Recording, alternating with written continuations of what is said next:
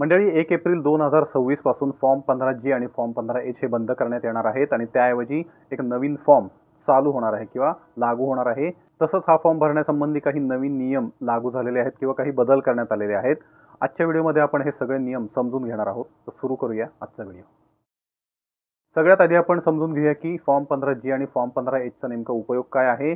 मंडळी, बँकेच्या ठेवी किंवा इतर अनेक प्रकारची उत्पन्न असतात ज्याच्यावर TDS म्हणजे टॅक्स डिडक्टेड ॲट सोर्स, थोडक्यात उत्पन्नावरती एक ॲडव्हान्स टॅक्स कापून घेतला जातो आणि हा टॅक्स कापून घेतला जाऊ नये म्हणून 15G आणि 15H हे दोन फॉर्म भरले जातात, ज्यामुळे आपण संबंधित उत्पन्नावर TDS कपात केली जाऊ नये असं प्राप्तिकर खात्याला डिक्लेरेशन देतो, ज्यामध्ये हेही सांगितलेलं जातं की आपलं उत्पन्न हे ठराविक मर्यादेपेक्षा कमी आहे, त्यामुळे आमच्या उत्पन्नावर TDS कपात केली जाऊ नये।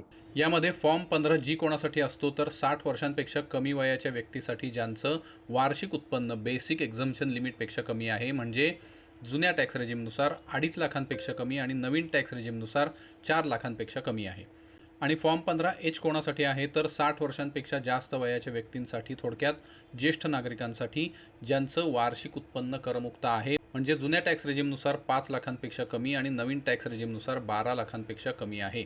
हा टॅक्स रेजिमचा नियम तुम्ही आयकर विवरणपत्र भरताना कोणता टॅक्स रेजिम निवडता त्यावर अवलंबून असतं। थोडक्यात तुम्हाला फॉर्म 15G आणि फॉर्म 15H बँकेत किंवा इतर ठिकाणी देताना हे आधीच ठरवावं लागतं की तुम्ही आयकर विवरणपत्र भरताना कोणता टॅक्स रेजिम निवडणार आहात। आता बघूया 1 एप्रिल 2026 पासून काय बदल होणार आहे। मंडळी, 1 एप्रिल 2026 पासून वेगवेगळ्या वयोगटासाठी वेगवेगळे फॉर्म, म्हणजे सामान्य नागरिकांसाठी फॉर्म 15G आणि ज्येष्ठ नागरिकांसाठी फॉर्म 15H ठेवण्याऐवजी एकच फॉर्म उपलब्ध असेल, ज्याला फॉर्म 121 असं नाव दिलं आहे। मात्र याचा अर्थ असा नाही की TDS डिक्लेरेशनच बंद झालं आहे।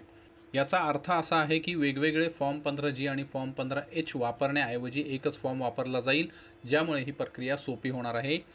तसंच या फॉर्ममध्ये एक पर्याय असेल ज्याद्वारे तुम्ही ज्येष्ठ नागरिक आहात का असा प्रश्न विचारला असेल, त्यापुढील बॉक्समध्ये तुम्ही टिक मार्क केला तर तुम्ही ज्येष्ठ नागरिक आहात असं समजून त्यानुसार TDSचे नियम लागू होतील। मात्र तुम्ही त्यापुढील बॉक्समध्ये टिक मार्क केला नाही तर तुम्ही ज्येष्ठ नागरिक नाही असं समजून त्यानुसार TDSचे नियम लागू होतील। आता बघूया TDS संबंधी एक महत्त्वाचा बदल काय झाला आहे।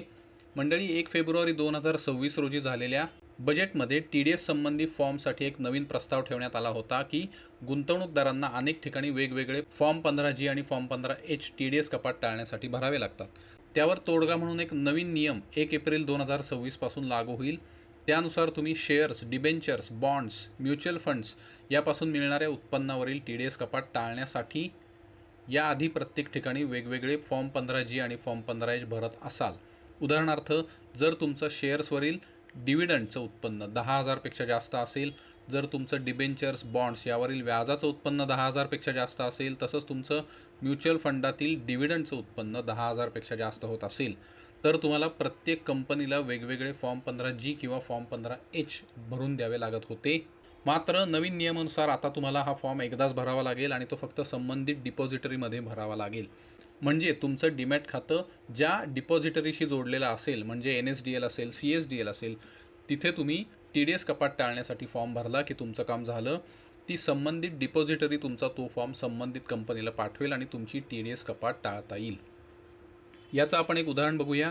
समजा तुमच्याकडे 5 कंपन्यांचे शेअर्स आहेत आणि 3 कंपन्यांचे बॉन्ड्स आहेत, म्हणजे तुम्हाला याआधी एकूण 8 कंपन्यांना TDS कपात टाळण्यासाठी वेगवेगळे 8 फॉर्म 15G किंवा 15H द्यावे लागत होते। मात्र आता नवीन नियमानुसार तुम्ही तुमचं डीमॅट खातं ज्या डिपॉझिटरीशी जोडलेलं असेल, म्हणजे NSDL असेल किंवा CSDL असेल, फक्त तिथेच हा नवीन फॉर्म 121 भरून सर्व कंपन्यांमधून मिळणाऱ्या उत्पन्नावरील TDS कपात टाळू शकता।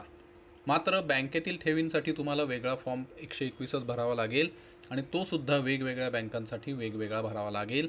उदाहरणार्थ, तुमच्या SBI, axis bank, HDFC bank अशा वेगवेगळ्या बँकांमध्ये FD आहेत आणि तुम्हाला त्यावरील TDS कपात टाळायचे असेल तर त्या बाबतीत मात्र अजून तरी तुम्हाला प्रत्येक बँकेत वेगळा फॉर्म 121 भरावाच लागेल।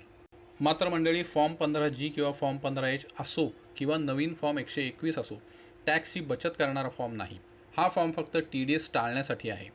त्यामुळे जर तुमच्या वार्षिक उत्पन्नावर टॅक्स लागू होत असेल आणि तुम्ही TDS संदर्भात चुकीची डिक्लेरेशन किंवा माहिती दिली तर तुम्हाला आयकर विभागाकडून नोटीस येऊ शकते, पेनल्टी लागू शकते किंवा त्याच्यावर इंटरेस्ट चार्ज केला जाऊ शकतो। त्यामुळे याबाबतीत अतिशय काळजी घ्या आणि चुकीची माहिती फक्त TDS टाळण्यासाठी देऊ नका, अन्यथा तुमच्यावर कारवाई होऊ शकते. थोडक्यात सांगायचं झालं तर फॉर्म 15G आणि फॉर्म 15H हे बंद झालेले नसून त्याच्याऐवजी एक नवीन फॉर्म लागू झालेला आहे. हा फॉर्म 1 एप्रिल 2026 पासून लागू केला जाणार आहे. त्यामुळे TDS कपात टाळता येण्यासाठी आपल्याला या नवीन फॉर्मचाच उपयोग करावा लागेल. त्यामुळे TDS कपात टाळण्यासाठी आपल्याला कुठलाच पर्याय राहिला नाही असा समज करून घेऊ नये, त्याची सरकारने काळजी घेतलेली आहे. याविषयी काही नवीन अपडेट मिळाला की आम्ही तो आपल्यापर्यंत लगेचच पोहोचवू. धन्यवाद.